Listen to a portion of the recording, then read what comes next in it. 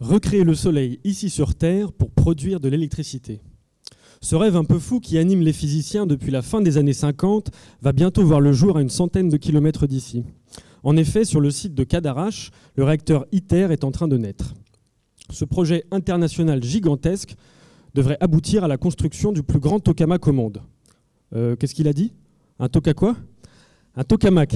Rien à voir avec le tomahawk des Indiens qui lui servait à fissionner un crâne en deux. Le tokamak est le nom donné aux réacteurs qui permettent de faire la fusion d'atomes légers. Mais ici sur Terre, ces réactions de fusion sont difficiles à accomplir, car il faut vaincre la carapace électronique qui protège les précieux noyaux atomiques. Facile, me direz-vous. Il suffit de créer un plasma. Mais oui, vous savez, c'est ce quatrième état de la matière, celui qui nous donne nos si belles aurores boréales. Dans cet état, les atomes ont réussi à se débarrasser de leurs encombrants compagnons électroniques et peuvent mener leur vie au gré des champs magnétiques qu'on leur impose. Si l'on arrive à rassembler cette soupe de particules dans l'un de ces réacteurs, bingo, c'est le festin énergétique. Bon, c'est bien gentil ces histoires d'atomes qui se marient entre eux. Mais alors, quel est le problème? Eh bien, parmi les nombreux défis à relever, la gestion des poussières produites dans ces réacteurs reste un problème complexe et à ce jour non résolu, car les plasmas sont instables. Ils frottent, chauffent et percutent les matériaux qui constituent les entrailles de ces machines. Il résulte de cette usure une production importante de particules microscopiques que l'on estime à plusieurs dizaines, voire plusieurs centaines de kilogrammes chaque année. Aïe, bon là ça se complique.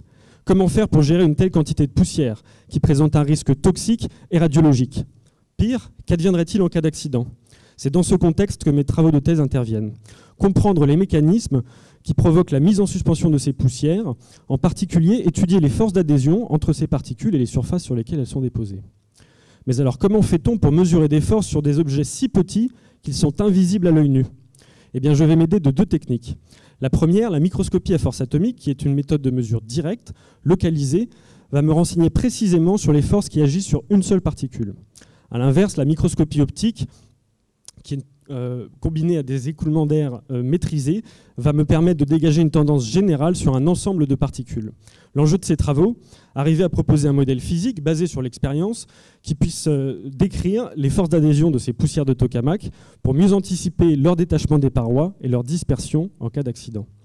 Alors la prochaine fois que vous passerez l'aspirateur, j'espère que vous penserez aux poussières de tokamak, au plasma et pourquoi pas au soleil, en vous disant que même dans les plus grandes expériences de physique, bien faire le ménage est indispensable. Merci.